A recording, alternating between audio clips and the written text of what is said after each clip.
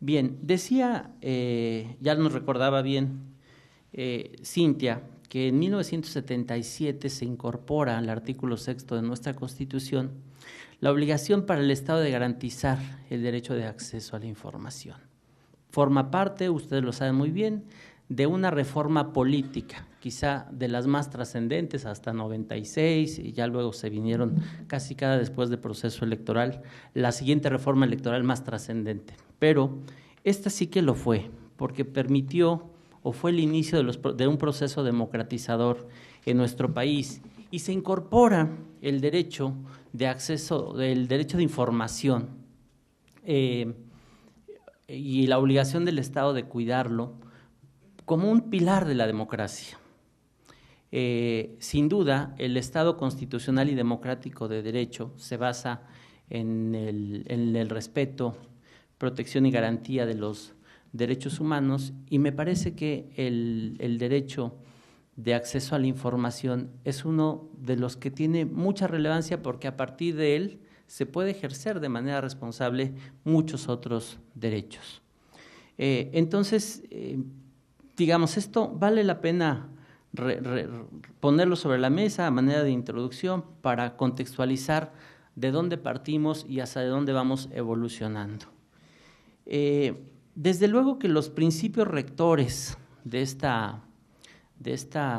derecho también vienen de inspiración internacional. Hubo declaraciones importantes de las Naciones Unidas particularmente y de la OEA relacionados con la libertad de expresión, en donde se pueden desprender que los principios básicos que rigen el acceso a la información pueden ser, desde luego que es un derecho humano fundamental. Y el proceso para acceder a la información pública debe ser simple, rápido y gratuito o de bajo costo. Y 3, debe estar sujeta a un sistema restringido de excepciones, las que solo se podrán aplicar cuando exista el riesgo de daño sustancial a los intereses protegidos y cuando ese daño sea mayor que el interés público general de tener acceso a la información. Lo recobro estos principios porque me parece que siempre hay que tenerlos presentes cuando analizamos temas de transparencia, acceso a la información, porque vamos a encontrar muchos casos en donde empiezan a haber tensiones entre el ejercicio del derecho y las atribuciones de las autoridades. Bien, decía que este derecho es un elemento indispensable para la democracia. Y el ejercicio, estas tensiones, digamos, cruzan por 3 aspectos fundamentales. Aspectos normativos, ya nos recordaba Cintia cómo había una dispersidad de reglas en las entidades federativas que establecían algunas de ellas mecanismos que prácticamente anulaban el ejercicio del derecho. Pero yo creo que en este tema no solo es un problema normativo, y ese se ha ido solucionando. Hay otros 2 que me parece que permean en el ambiente y que también es necesario visualizarlos para atenderlos de manera destacada. La voluntad y el compromiso de los sujetos obligados de cumplir con las obligaciones. Y en esta parte me parece que la creación de un instituto nacional cuya finalidad u objetivo sea que todos los sujetos obligados se sujeten a los más altos estándares es importante. Y esto es quizá lo más valioso de la reforma constitucional, que de alguna manera empieza, y déjenme decirlo así, a nacionalizar el tema.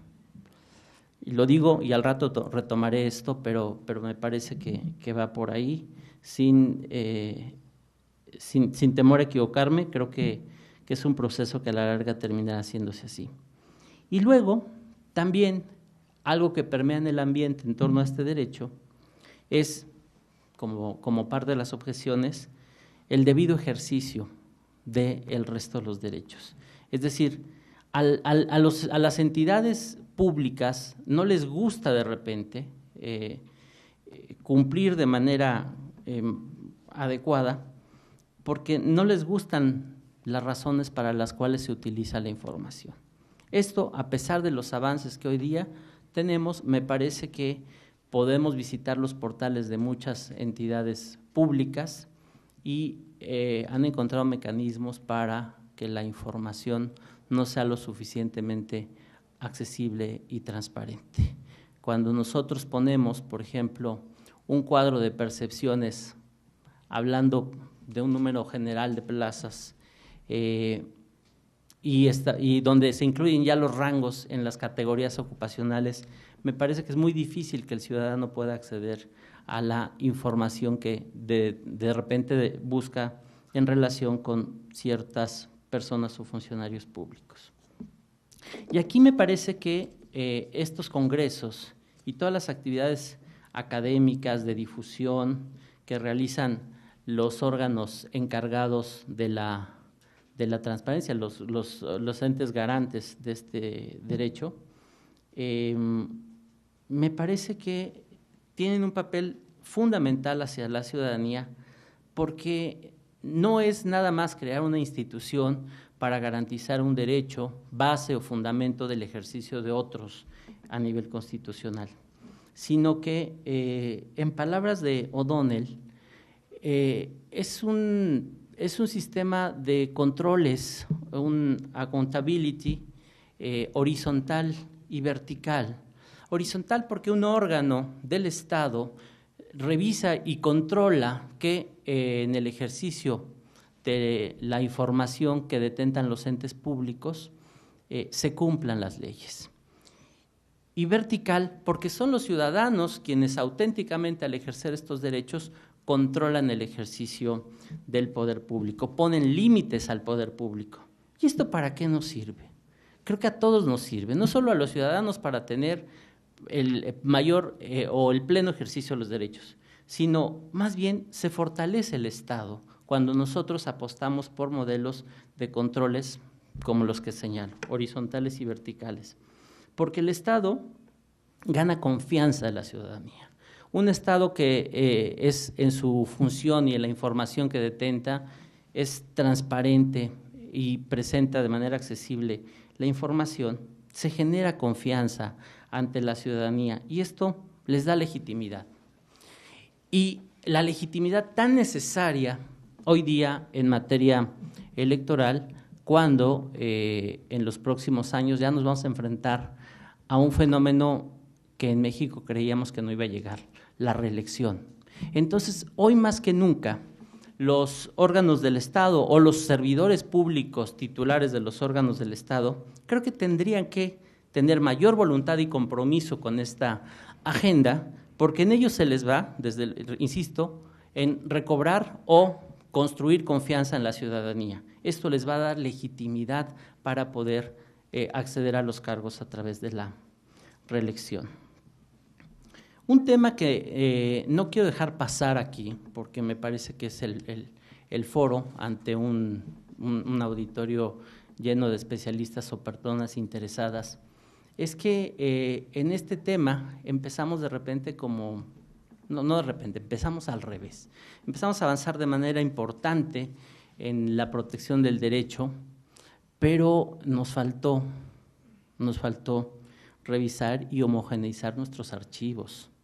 El tema de los archivos, hoy sé que se está debatiendo, se está legislando una ley general de archivos, pero el estatus actual es que hay una dispersidad de la información, no sabemos qué tenemos en los archivos, no sabemos, y en cada entidad federativa cambia o varía, desde luego, sus procedimientos de organización, conservación y presentación. Y si no tenemos los archivos, que es la información que nos van a solicitar, desafortunadamente el ejercicio del derecho humano de acceso se va a complicar. Entonces yo celebro que, aunque sea tarde, estemos analizando una ley que tiene por objetivo homogeneizar las prácticas que en cada entidad federativa se usan desde el nivel municipal hasta el nivel federal, desde luego, para la organización, conservación tratamiento y presentación de los archivos. Me parece que era una condición necesaria para el ejercicio de los otros derechos y nos tardamos un poco. Hasta acá, a manera, digamos, de introducción, a ver si la introducción no me queda más larga que la exposición misma. Quiero exponer ante este honorable auditorio. En materia electoral, les decía al inicio de mi intervención, y mucho antes de que se expidiera la ley de transparencia, ya había casos en el Tribunal Electoral del Poder Judicial de la Federación que abrieron, desde mi punto de vista, y los destaco como precedentes relevantes o paradigmáticos en la materia, abrieron la posibilidad del ejercicio pleno de este derecho en materia político-electoral. Recobro solo algunos precedentes. En 2002 se conoce, el Tribunal Electoral, la Sala Superior, conoce de un asunto donde un ciudadano acude al Instituto Nacional Electoral a preguntar quiénes son los dirigentes de su partido y a través de qué procedimientos se habían electo. La respuesta que se dio, pues es que esa información no se le podía entregar al ciudadano. El ciudadano insta al Tribunal Electoral y la mayoría diría, ¿y qué tenía que ver esto con el ejercicio de un derecho? El tribunal, claro que lo vincula, dice, ciertamente se está en ejercicio de un derecho de acceso a la información, pero directamente vinculado con el ejercicio de derechos político-electorales, particularmente el de asociación en su vertiente de afiliación política. Es necesario que a un militante de un partido político o a un ciudadano se le dote de la información necesaria para poder ejercer su derecho de afiliación. ¿Por qué? Porque es importante ejercerlo de manera informada y saber cómo se eligen sus dirigentes y quiénes son sus dirigentes es una información fundamental para poderse afiliar, no afiliar o desafiliar de un partido político. Y esto trajo como consecuencia que el Verde Ecologista de México no solo renovara sus dirigentes, primero, cambiara todos sus estatutos para que fueran democráticos y a partir de eso hacer un proceso de renovación de sus cuadros o dirigencias. En 2004 se amplía, déjenme decirlo así, la protección de derecho no solo a los militantes, sino a cualquier ciudadano, a propósito de la necesidad de conocer al interior de los partidos políticos los salarios de los dirigentes, información que el tribunal consideró también necesaria para el ejercicio de un cúmulo de derechos conectados. Pero esta información se vinculaba al Instituto Nacional Electoral porque los partidos políticos tenían la obligación de registrar a sus cuadros y de rendir cuentas de cómo ejercían los montos de financiación. Entonces, el INE se convirtió en sujeto obligado, desde luego una autoridad o un órgano del Estado. Pero los partidos políticos no estaban contemplados en la ecuación. Es a propósito de sentencias del tribunal y una jurisprudencia que si bien se conformó mucho tiempo después, pero que se inspiró desde aquellos tiempos, que a los partidos políticos se les hace sujetos obligados. Y ustedes saben que hasta 2013 es cuando se incorpora en la Constitución ya formalmente la obligación a nivel constitucional para que estos partidos políticos sean sujetos obligados directos de la materia de transparencia. Otro precedente interesante y muy importante en materia electoral se dio en 2007 a propósito de las boletas electorales de la elección presidencial, donde el Tribunal Electoral empieza, digamos, a construir una doctrina muy interesante desde mi punto de vista de cierto tipo de información a la que se puede acceder y a cuál no. Y aquí la atención desde luego estaba en que la ley electoral establecía la necesidad de destruir las boletas electorales, mientras que la ley de transparencia obligaba a conservar la documentación. Desde luego esta tensión se resuelve y se dice, es que la destrucción de las boletas no es incompatible con la obligación de conservación, porque lo relevante de las boletas es que arrojan un resultado electoral y ese resultado electoral se refleja en un documento distinto, que son las actas de la elección. No les cuento la historia, muchos de ustedes lo habrán leído, el tema terminó incluso en Corte Interamericana. Déjenme hacer aquí una acotación, no se me vaya a tomar como políticamente incorrecto. Yo hubiera dado el acceso a las boletas y hubiera dicho que John Ackerman hiciera el conteo solito, ¿no? Porque él lo había solicitado junto con algunos periodistas de Proceso. Es una mala broma, sin duda, pero me parece que el criterio es valioso porque va, digamos, no solo analizando la conservación del documento per se, sino garantizando el documento a través del cual se va a ejercer de mejor manera digamos, o se va a cumplir el derecho que se trata de proteger. Este recuento lo termino con otro tema de tensión importante y que tiene que ver con digamos, la publicación de los padrones de los militantes. Vean ustedes cómo empieza a haber una cierta tensión entre derecho a la información y protección de datos personales. Cuando estos casos se resuelven, desde luego el Tribunal Electoral dijo, el padrón de militantes de un partido político es un documento público y tiene que permitirse el acceso a quien lo solicite. Desde luego el contraargumento era, la preferencia política de una persona es un dato que se debe proteger y conservar. Este debate seguramente si lo traemos sobre la mesa no nos pondríamos de acuerdo, porque hay ciertamente lugares donde probablemente el conocimiento de las preferencias electorales de algunas personas puede traer consecuencias. Pero aquí, en términos abstractos, me parece que el argumento del tribunal es impecable. Cuando la vida privada de las personas trasciende a lo público, como es la participación política, entonces el padrón de los militantes debe ser público. Ahora, ¿qué pasa o qué pasaba en los poderes judiciales? Desde luego los poderes judiciales en las entidades federativas y el Poder Judicial de la Federación no fueron ajenos a esta ola transparentista, déjenme decirlo así, que llegó para quedarse y lo vi en la presentación, el principio de progresividad, no hay marcha atrás y qué bueno.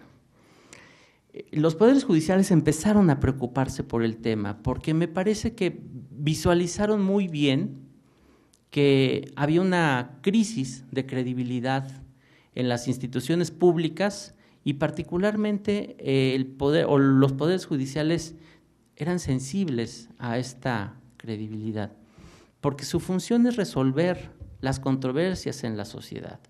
Y cuando se deja de creer en las instituciones que resuelven las controversias en la sociedad, yo digo, la sociedad por sí misma corre en riesgo de tener futuro o rumbo.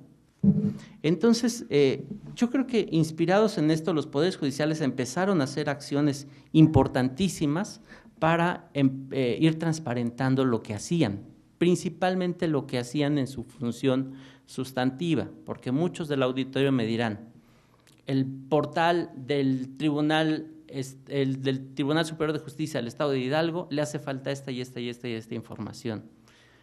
Y a lo mejor tienen razón, pero nadie puede negar el gran avance que en materia judicial se ha dado en transparentar las decisiones, en que dejaron de ser espacios donde se reunían los magistrados a resolver. Y hoy día casi todos, incluso el Poder Judicial de la Federación, estableció normativa que obligó a hacer en audiencia pública la resolución de los casos en los colegiados y a grabar. Y muchos empezamos a transmitir en vivo las sesiones de resolución. Pero incluso déjenme decirles que hubo estados como el estado de Nuevo León que en sus leyes de transparencia permitieron el acceso no solo a los expedientes resueltos, sino a los expedientes en trámite. Y esto en su momento también generó pues, un debate bien interesante en materia de transparencia judicial. ¿De verdad los asuntos en instrucción pueden ser accesibles a todas las personas o solo debe restringirse a las personas en el litigio, las interesadas? Esta segunda corriente fue la que ganó y hoy día es lo que prevalece. No se puede acceder a la información de un expediente en instrucción, solo se puede acceder una vez que se ha resuelto y a ciertos documentos en versiones públicas. Luego me ocuparé de este tema que creo que también nos preocupa a nosotros, la homogeneización de las versiones públicas de los documentos. Y debo decirles que el Poder Judicial de la Federación, que pues desde luego en algunos años, hace algunas décadas, se le criticaba por su opacidad, hoy está dando, desde mi punto de vista, pasos muy decididos para generar o estar dentro de los máximos estándares de apertura. No es fácil en un gremio judicial que tradicionalmente y por formación vivimos a propósito de la discreción. Es un valor central de nuestra función. La discreción, el sigilo en el análisis de los casos, es un fenómeno que no ha sido fácil desde mi punto de vista que camine, pero ahí vamos. Ya les comentaba de las sesiones en vivo. La Corte es la primer corte constitucional en el mundo que transmite por televisión. Esto les extraña en prácticamente todo el mundo que se sesione frente a las cámaras de televisión, pero creo que ciertamente aceptando las críticas que se pudieran hacer al modelo, ha ayudado mucho a ir generando confianza en nuestro máximo tribunal. Hoy día han desarrollado también un portal de servicios digitales, en donde la pretensión a la larga es que a partir de ahí se construya un big data del Poder Judicial de nuestro país, no solo del Poder Judicial de la Federación. De hecho, hay varios tribunales que ya se han sumado a este proyecto. El Tribunal Superior de Justicia del Estado de Hidalgo, el Poder Judicial del Estado de Hidalgo, hace escasas 3 semanas acaba de firmar un convenio de colaboración con el Consejo de la Judicatura, donde puede, digamos, compartir el desarrollo de la tecnología para que en un futuro los tribunales locales, cuando acudan o interactúen en el amparo, no tengan que remitir expedientes, que todo el mundo pueda consultarlos a través de su firma electrónica avanzada. Es hacia dónde va caminando este modelo. Como reflexiones finales, los criterios de los órganos o del órgano garante, me refiero al INAI, frente al Poder Judicial de la Federación. Aquí hay un tema bien interesante, porque ciertamente, y Cintia lo decía, el objetivo es, vamos viendo cómo homogeneizamos la protección y la garantía de este derecho, que es único y debiera ejercerse en cualquier rincón del país de la misma manera. Y el INAI, por eso, tiene la atribución de ser un órgano transversal a todas las autoridades, con excepción de la Suprema Corte de Justicia de la Nación. Pero también tiene una atribución central, o de centralismo, o de nacionalismo, o nacional, como les decía, porque la facultad de atracción de los casos que están conociendo las entidades federativas, desde luego es una sui generis visión de federalismo, es más bien la posibilidad de que un órgano nacional lo atraiga. y lo revise. Pero ¿qué ha dicho la Corte? Y esto a mí fue de los temas que me parecieron muy interesantes como hallazgo para esta presentación. Hay un criterio relativamente reciente de la segunda sala de la Corte que dice: acceso a la información pública y protección de datos personales. Al resolver los juicios de amparo relacionados con estos derechos, los órganos del Poder Judicial de la Federación no están obligados a limitar su análisis a la interpretación realizada por el Instituto Nacional de Transparencia, Acceso a la Información y Protección de Datos Personales. ¿Qué dice la Corte? Dice la Corte: cuando al amparo lleguen casos relacionados con la transparencia y acceso a la información, vendrán, desde luego, por el diseño normativo, con un criterio asumido por el Instituto Nacional. Pero este criterio, que tiene la pretensión y el objetivo legal de ser homogeneizador, puede, desde mi punto de vista y a través de este criterio del Poder Judicial de la Federación, otra vez dispersarse. Porque, insisto, cada juez, y en esto el magistrado Abante no me dejará mentir porque es un juez de carrera, cada juez, en el ámbito de su autonomía, de su criterio, puede asumir en la visión amplia de la Constitución y del control de los actos de autoridad a propósito de la Constitución, asumir criterios, desde mi punto de vista, que puedan ir en contra del INAI.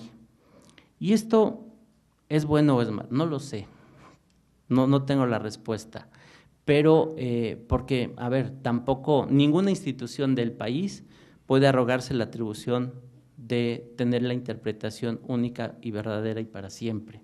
Me parece que esa es una de las virtudes que puedo ver en el criterio.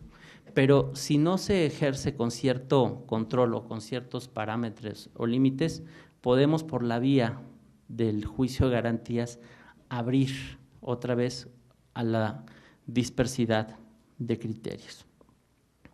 Esto lo veíamos, yo recuerdo cuando estaba en el Tribunal Electoral del Distrito Federal, todavía no estaba este modelo nacionalizado, pero era interesante que el incumplimiento a las obligaciones de transparencia de los partidos políticos se revisaban por el Instituto de Transparencia del Distrito Federal y se imponía una sanción. Y paralelamente, en la materia electoral, el Instituto Electoral abría un procedimiento. Y llegaba un momento en que el Tribunal Electoral revisaba el criterio electoral y el criterio de transparencia lo estaba revisando algún otro órgano.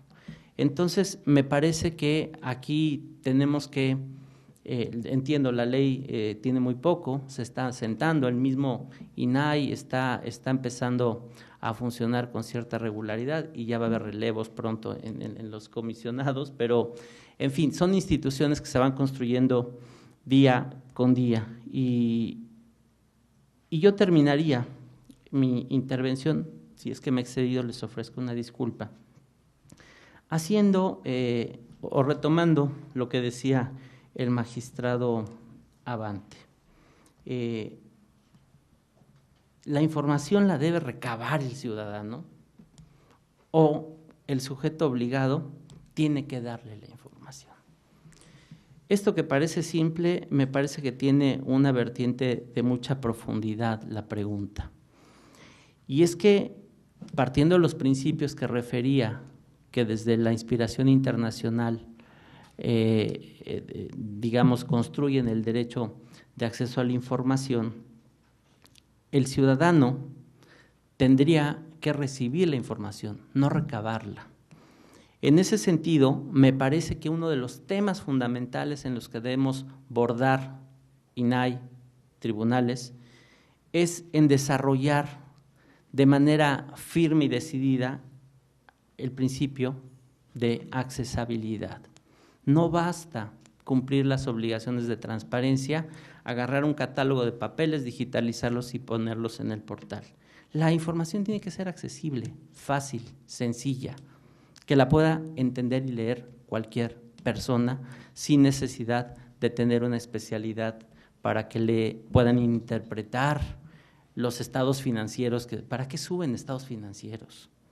Hagamos una pequeña nota que explique de manera muy sencilla, con un lenguaje claro, qué está pasando con el ejercicio del recurso público. Recuerden que lo que está de por medio es la confianza de la ciudadanía y la legitimidad del Estado, del órgano del Estado. Y entonces, como un, digamos, ropaje importante de este principio, el lenguaje claro y las instituciones del Estado, las instituciones de gobierno, me parece que fueron pioneras en esto, particularmente el gobierno federal, el Ejecutivo Federal, durante el sexenio de Fox se hizo un programa bien interesante sobre lenguaje ciudadano.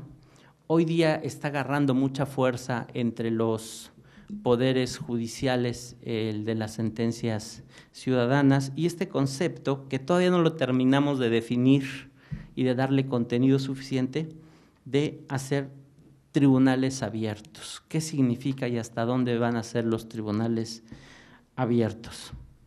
Yo hasta ahí lo dejaría. Tengo, por si hay algunas preguntas, algunas acotaciones que hacer o precisiones sobre qué hemos hecho ya en particular en el órgano jurisdiccional que me honro presidir, tratando de compartirlo como buenas prácticas o buenas experiencias hacia un tribunal abierto, porque, insisto, las instituciones y particularmente las instituciones de justicia tenemos un deber importantísimo con la ciudadanía en términos de darles confianza, porque, insisto, ellos son los que nos traen la solución, perdón, la posibilidad de solucionar sus conflictos. Y qué privilegio de quienes integramos los órganos impartidores de justicia de poder juzgar los actos de nuestros semejantes. Muchísimas gracias.